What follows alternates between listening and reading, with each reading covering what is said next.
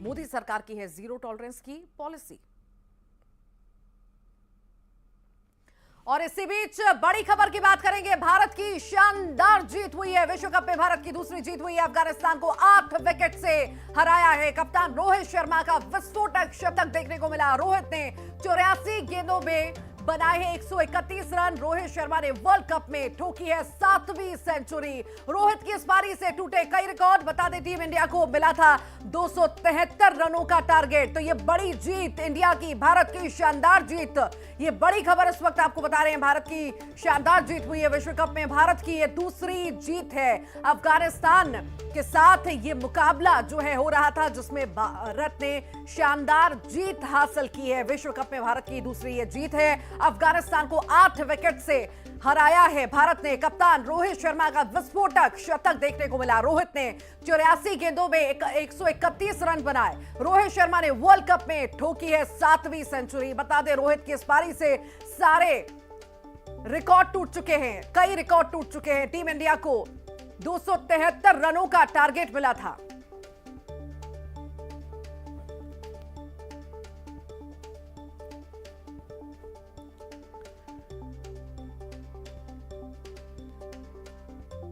तो कप्तान रोहित शर्मा का विस्फोटक शतक देखने को मिला है। रोहित ने 84 गेंदों में 131 रन बनाए हैं। रोहित शर्मा ने वर्ल्ड कप में 7वीं सेंचुरी ठोक दी है। रोहित की इस पारी से कई सारे रिकॉर्ड टूट चुके हैं। ये शानदार जीत भारत के लिए बड़ा जो है जीत जो हासिल की है भारत ने अफगानिस्तान के साथ।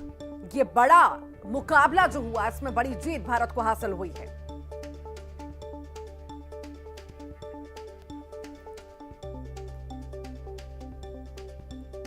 तो कोहली ने अर्धशतक बनाए हैं।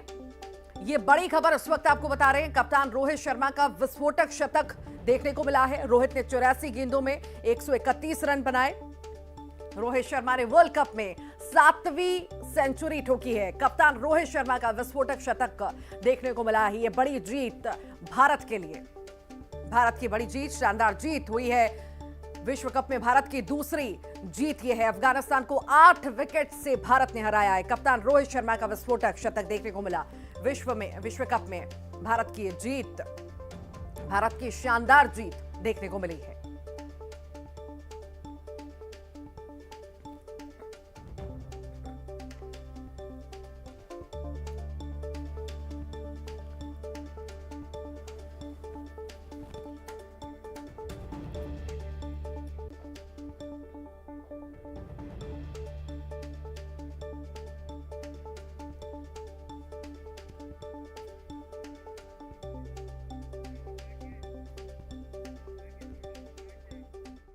और चलिए अब वक्त हो चला है खबरों को विस्तार से देखने का। पीएम मोदी गुरुवार को उत्तराखंड में आदि कैलाश के दर्शन करेंगे। प्रधानमंत्री का यह दौरा इस मायने में भी खास है क्योंकि वो देश के पहले प्रधानमंत्री होंगे जो उत्तराखंड से लगी भारत चीन सीमा पर आदि कैलाश पहुंचेंगे। आदि कैलाश 15,000 फीट की ऊंचाई पर जोलिंग कोंग नाम की जगह पर मौजूद है। यह जगह सीमा के पास अंतिम भारतीय क्षेत्र भी है। यहां से 20 किलोमीटर की दूरी के बाद चीन की सीमा शुरू हो जाती है। न्यूज 18 की टीम आदि कैलाश पहुंची और आपको आगे दिखाएंगे इस दुर्गम लेकिन प्राकृतिक रूप से भव्य और पवित्र जगह से एक्सक्लूसिव रिपोर्ट।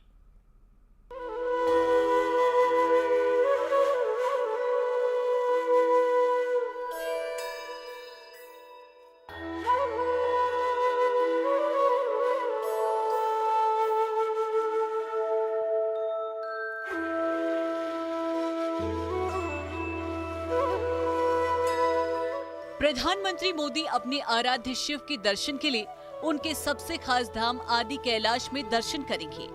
12 अक्टूबर को पीएम मोदी आदि कैलाश पहुंचेंगे और न सिर्फ भोलेनाथ के दर्शन करेंगे बल्कि ये एक तरह से पूरी दुनिया को संदेश होगा कि चीन की चौखट तक नए भारत की दस्तक हो रही है।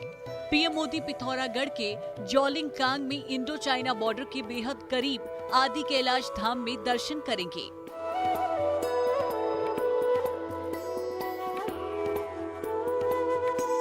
आसमान को छूते पहाड़, दुर्गम रास्ते और हांड कपा देने वाले ठंड के बीच मौजूद आदि कैलाश धाम तक न्यूज 18 की टीम पहुंची। ठीक उसी जगह जहां से पीएम मोदी न सिर्फ शिव की भक्ति का संदेश देंगे, बल्कि भारत की ताकत से दुनिया का परिचय भी कराएंगे। 15,000 फीट की ऊंचाई पर मौजूद आदि कैलाश का सफर बॉर्डर तहसील मुख्यालय से शुरू होता है। यहां पहुंचने के लिए पिथौरागढ़ से 90 किलोमीटर का सफर तय करना होता है। धारचूला के 30 किलोमीटर की दूरी तय कर तवा घाट पहुंचा जा सकता है। 35 किलोमीटर की सड़क के चौड़ीकरण का काम चल रहा है, जिसकी वजह से ये रास्ता थोड़ा और कठिन हो जाता है। धारचूला से 35 किलोमीटर का कठिन सफर तय करके अभी हम लोग पहुंचे हैं तवा घाट में। तवा घाट वो इलाका है जो ब्यास और धारमा घाटी को आप बांटता है। अगर आप देखेंगे ठीक मेरे दाएं हाथ की ओर ये जो रास्ता आप देख रहे हैं ये जाता है धारमा घाटी को। धारमा घाटी में ही विश्व प्रसिद्ध नारायण आश्रम मौजूद है। अगर आप देखेंगे ठीक मेरे पीछे ये जो पुल है ये हमें जोड़ेगा आदि कैलाश से। तकरीबन यहाँ से 85 किलोमीटर का सफर तय करके हम लोग पहुंचेंगे 15,000 फीट की हाइट पे। तवा घाट व्यास और धारमा घाटी को बांटता है। धारमा घाटी में नारायण आश्रम मौजूद है, तो व्यास घाटी में आदि कैलाश मौजूद है। पीएम नरेंद्र मोदी पहले नारायण आश्रम में आना चाहते थे। 1987 में पीएम मोदी ने एक आम इंसान की तरह इन इलाकों में काफी वक्त गुजारा है और मानसरोवर यात्रा भी की थी। व्यास घाटी को जोड़ने वाली लिपुलेख रोड काली नदी के किनारे से गुजरती है। इस इलाके में काला पानी तक काली नदी ही दोनों देशों के बीच सीमा रेखा भी तय करती है। भारत ने काली नदी के किनारे आदि कैलाश और लिपुलेख बॉर्डर को जोड़ने वाली सड़क को साल 2020 में ही तैयार कर लिया था। 10,000 फीट की ऊंचाई पे बसा छियाले एक सामरिक नजरिए से बहुत ज्यादा महत्वपूर्ण है। इस इलाके में आईटीबीपी, एसएसबी और सेना के जवान तैनात रहते हैं। चप्पे चप्पे पर यहाँ पर सुरक्षा बलों की तैनाती है। इस इलाके से आगे जाने के लिए इनर लाइन पास की जरूरत पड़ती है। आपको जानकर हैरानी होगी कि 1988 में पीएम नरेंद्र मोदी ने भी इसी रास्ते से मानसरोवर की यात्रा की थी और सबसे बड़ी बात है कि पीएम ने ये यात्रा पैदल की थी। इस रास्ते पर आगे बढ़ते हुए चिया लेक के बाद गबियांग पार करते हुए गूंजी पहुंचा जाता है। गूंजी चीन और नेपाल बॉर्डर पर सुरक्षा के लिहाज से बहुत ही अहम है। यहाँ साल भर सेना, आईटीबीपी और एसएसबी की तैनाती रहती है। गूंजी से एक रास्ता चीन के करीब लिपुलेख बॉर्डर तक, तो वही दूसरा रास्ता नाबी और कूटी होते हुए आदि कैलाश तक जाता है। यहाँ लोगों को उम्मीद है कि पीएम नरेंद्र मोदी के आने से जहाँ बॉर्डर इलाके का कायाकल्प होगा, वहीं धार्मिक पर्यटन के रूप में ये इलाका एक अलग पहचान हासिल करेगा। यहाँ मोदी जी आएंगे तो काफ़ी टूरिज्म काफ़ी बढ़ेगी और 5 धाम घोषित करने की उनकी आशंका है, बता रहे हैं, लोग बता रहे हैं। बढ़ जाएंगी यात्रा, इतनी यात्रा बढ़ जाएगी और यहाँ गाँव वालों को, होम स्टे वालों को रोजगार मिल जाएगा। पीएम पहली बार हमारे क्षेत्र में आ रहे हैं, तो मतलब आफ्टर कोविड तो यहाँ पे डेवलपमेंट के काफ़ी और टूरिज़्म बहुत बड़ा है। लेकिन जब पीएम जी यहाँ आ जाएंगे तो मतलब आने वाले हैं करके भी बहुत टूरिस्ट लोग यहाँ पर आके जा चुके हैं। जिला प्रशासन है, इसके द्वारा माननीय प्रधानमंत्री महोदय के दौरे के मद्देनज़र रखते हुए यहाँ पे जो भी आवश्यक समुचित तैयारियाँ की जा रही हैं। इसके क्रम में हेलीपैड का निर्माण किया गया है। हेलीपैड से पीएम सर ऊपर मंदिर, पार्वती मंदिर जाके पूजा अर्चना करने का प्रोग्राम है। उसके संबंध में जो भी आवश्यक तैयारियां हैं वो की जा रही हैं। पीएम मोदी जॉलिंगकांग में करीब 1 घंटा रुकेंगे। चाइना बॉर्डर के करीब बसे जॉलिंगकांग में पीएम सेना और आईटीबीपी के जवानों से रूबरू होंगे। यही नहीं, गूंजी, नाबी और कूटी के ग्रामीणों से भी पीएम मोदी संवाद करेंगे। पीएम मोदी यहाँ पहुंचकर आदि कैलाश और पार्वती ताल के दर्शन तो करेंगे ही, साथ ही पार्वती मंदिर में तपस्या भी करेंगे। कैलाश मानसरोवर के दर्शनों के लिए भले ही भारत के लोगों को चीन पर निर्भर रहना पड़ता हो, लेकिन अभी हम लोग मौजूद हैं भारत के अपने कैलाश पर्वत पर, जो भारत की सरजमी पे मौजूद है। आदि कैलाश नाम से जिसे जाना जाता है। एक तरीके से कैलाश पर्वत के प्रतिरूप के रूप में भी इसे जानते हैं। और ये जो पार्वती झील है, इसे मानसरोवर झील के प्रतिरूप में माना जाता है। यही वजह है कि उत्तराखंड सरकार हो या केंद्र सरकार हो, इस इलाके को कैलाश मानसरोवर यात्रा के विकल्प के रूप में पेश करने जा रही है। यही वजह है कि पीएम नरेंद्र मोदी भी इस इलाके में आ रहे हैं, ताकि इस इलाके को एक राष्ट्रीय और अंतर्राष्ट्रीय पहचान मिले। विजयवर्धन उप्रेती, न्यूज़ 18, जॉलिंगकांग, पिथौरागढ़।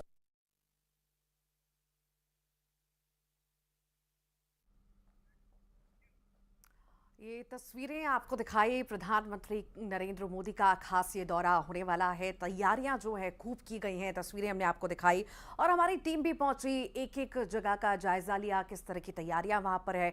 खूबसूरत नज़ारा जो है वहां का नजर आ रहा था। प्रधानमंत्री का दौरा बेहद ही खास होने वाला है।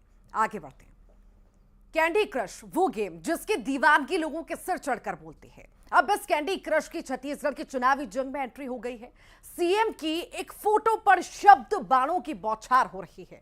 बीजेपी ने एक सुर में हमला बोल दिया है तो जवाब देने के लिए खुद मुख्यमंत्री भूपेश बघेल ने मोर्चा संभाल रखा है। देखिए आप भी।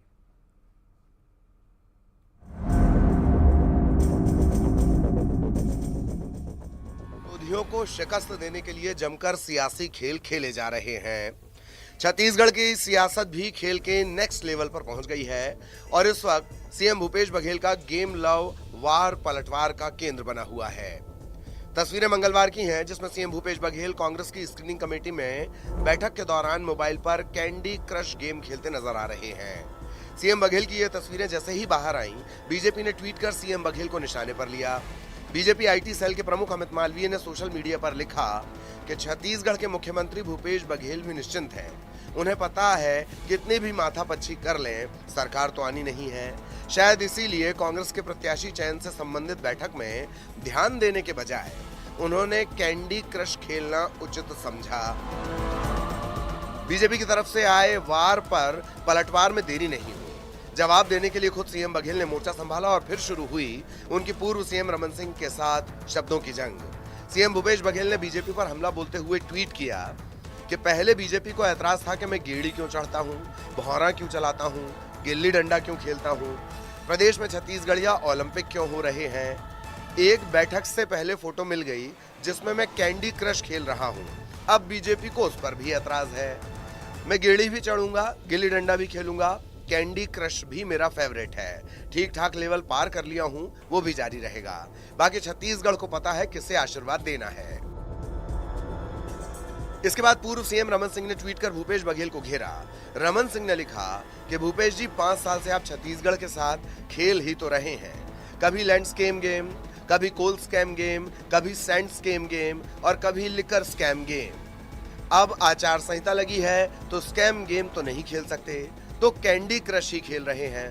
गजब है, 5 साल में आप कैंडी क्रश के 4400 के लेवल पर हैं और आपकी सरकार 420 लेवल पर। वैसे चिंता मत कीजिए, 17 नवंबर को आपको फुल टाइम यही करना है। रमन सिंह के ट्वीट पर सीएम बघेल ने भी उसी अंदाज में पलटवार किया। मुख्यमंत्री ने कहा कि कितने प्यारे हैं डॉक्टर साहब, आप ये सब कैसे कर लेते हैं? कोई टॉनिक वगैरह लेते हैं क्या? परिवार और विस्तारित परिवार के साथ 15 साल तक कमीशन खोरी का कॉमनवेल्थ खेलने वाले अब ऐसी बात करेंगे। चिंता मत करो, मैं कैंडी क्रश कर रहा हूं, लेकिन जनता कमीशन खोरों को फिर क्रश करने जा रही है। भूपेश बघेल जी प्रदेश के मुख्यमंत्री हैं।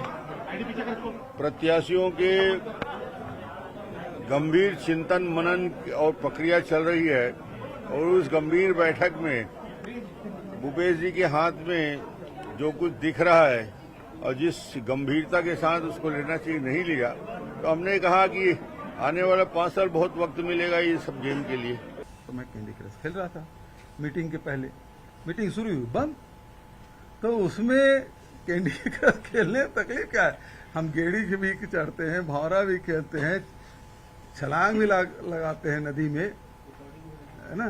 तो सारे खेल हम लोग खेलते रहे हैं, ये भी एक खेल है। पूर्व मंत्री बृजमोहन अग्रवाल ने भी सीएम भूपेश बघेल की कैंडी क्रश खेलते हुए फोटो पर निशाना साधा और जनता के शोषण का आरोप लगाया। देखिए, जनता अब मुख्यमंत्री जी को भौरा, पिट्ठूर और कैंडी क्रश खेलने के लिए ही घर में बैठाने वाली है, क्योंकि जनता ने समझ लिया है वो खाली भौरा, पिट्ठूर और कैंडी क्रश खेलकर जनता का शोषण करना है, अन्याय करना है, अत्याचार करना है। जैसे बोलते हैं ना कि रोम में आग लग रही थी और नीरो बंसी बजा रहा था, वैसे ही भूपेश बघेल जी का हाल हो गया। छत्तीसगढ़ में 7 नवंबर और 17 नवंबर को वोटिंग होगी। तारीखों का ऐलान होते ही चुनावी मैदान की रंगत भी बदल गई है और सियासत के तेवर भी तल्ख हो गए हैं। अब 3 दिसंबर को ही पता चलेगा किसके तेवर पर जीत का कलेवर चढ़ा और किसे जनता की अदालत में हार मिली। Bureau report, news 18। तो देखिए आपने तस्वीरें, सियासत कितनी चरम पर है। मुद्दे होने चाहिए जनता से जुड़े, पर यहां पर तो सियासत हो रही है कैंडी क्रश पर। मुख्यमंत्री भूपेश बघेल का एक जो तस्वीर है वो शेयर की गई बीजेपी द्वारा और खूब चुटकी ली गई। उस पर मुख्यमंत्री ने भी पलटवार किया। आगे बढ़ते हैं। मध्य प्रदेश के चुनावी रण में इस वक्त कांग्रेस श्राद्ध पक्ष में उलझी हुई है और एक तरफ उम्मीदवारों के ऐलान में देरी, तो दूसरी तरफ सोशल मीडिया पर सीएम शिवराज से जुड़ा पोस्ट कांग्रेस की आफत बढ़ा रहा है। बीजेपी जोर शोर से हमलावर है तो बैकफुट पर आई कांग्रेस सफाई देने में लगी हुई है।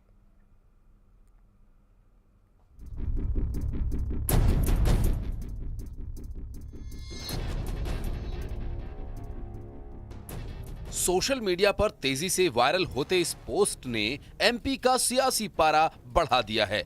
विद कांग्रेस नाम के ट्विटर हैंडल से जैसे ही ये ट्वीट हुआ, विरोध शुरू होने के साथ क्रोध भी बढ़ गया। सबसे पहले सामने आए खुद सीएम शिवराज सिंह चौहान के बेटे कार्तिकेय सिंह चौहान, जिन्होंने ट्वीट के जरिए ही इस पोस्ट पर अपना गुस्सा जाहिर किया और विरोधियों को निशाने पर लिया। कार्तिकेय ने लिखा कि समझ नहीं आ रहा कि आप पर दया करूं या गुस्सा। गुस्से में तो हूं, आखिर मेरे जीवित पिता के श्राद्ध की बात आप कर रहे हैं। मुझे तरस भी आप लोगों पर आता है कि कितने नीचे कांग्रेसी आज गिर चुके हैं। क्या आपको लगता है कि इसके लिए ईश्वर आपको माफ करेगा? चुनाव तो 4 दिन के हैं। ऐसी घटिया हरकत के बाद क्या आप लोग अपने बच्चों से आंख मिला पाएंगे? बीजेपी ने कांग्रेस पर जोरदार हमला बोल दिया है। बीजेपी के हिंदूवादी चेहरे और विधायक रामेश्वर शर्मा ने कांग्रेस को मानसिक दिवालिया बताते हुए आरोपों और सवालों की बौछार कर दी है। मुझे लगता है कि कांग्रेस की मानसिक दिवालियापन हो चुकी है। कांग्रेस पागलपन के दौर पर गुजर रही है। सत्ता के लिए कांग्रेस कुछ भी छोटे मोटे हथकंडे अपना रही है। क्या कांग्रेस के नेता ये भूल गए? क्या लोकतंत्र की परिभाषा में ये सब ठीक है? एक मध्य प्रदेश का जननायक, बेटियों का और बहनों का भाई और मामा और किसानों और मजदूरों का हितैषी और 8 करोड़ जनता का जननायक माननीय मुख्यमंत्री शिवराज सिंह चौहान को मामा का श्राद्ध कह रहे हैं? क्या हिंदू धर्म के तीर्थ स्थलों पर जाना मामा का श्राद्ध हो गया? उधर सफाई देने में जुटी कांग्रेस इंटेलिजेंस एजेंसी के जरिए सच का पता लगाने की मांग कर रही है। कांग्रेस के मुताबिक उनका विरोध शिवराज सरकार की जन विरोधी नीतियों से है, व्यक्ति से नहीं। प्रिय कार्तिकेय चौहान जी, आप जो ये इल्जाम लगा रहे हैं कि कांग्रेस पार्टी ने माननीय मुख्यमंत्री जी के श्राद्ध का कोई पोस्ट किया है, ये सरासर गलत है। मैं ईश्वर से कामना करता हूं कि माननीय मुख्यमंत्री जी, आपके पिताजी की खूब लंबी उम्र हो। हमारा राजनीतिक विरोध है, सिद्धांतिक विरोध है। इसका मतलब ये नहीं है कि उनके बारे में इस तरह की बात कहें। आप जरा ढंग से पता कराइए, थोड़ा बहुत इंटेलिजेंस आपके पास होगा। भारतीय जनता पार्टी के अंदर बहुत से दुश्मन शिवराज सिंह चौहान जी के बैठे हुए हैं, उन्होंने ही ये शरारत की है। हालांकि अब इस विवादित ट्वीट को सोशल साइट से हटा दिया गया है, लेकिन चिंगारी ने आग का रूप धारण कर लिया है, जिसका धुआं चुनावी फिजा में फैल चुका है। अब देखना यह है कि बैठे बिठाए हाथ आए इस मुद्दे को बीजेपी कितना और कब तक भुनाएगी। वहीं घेरे में आई कांग्रेस क्या तोड़ निकालेगी। Bureau report, news 18। और इसी के साथ ही खबर सरदार में फिलहाल के लिए इतना ही।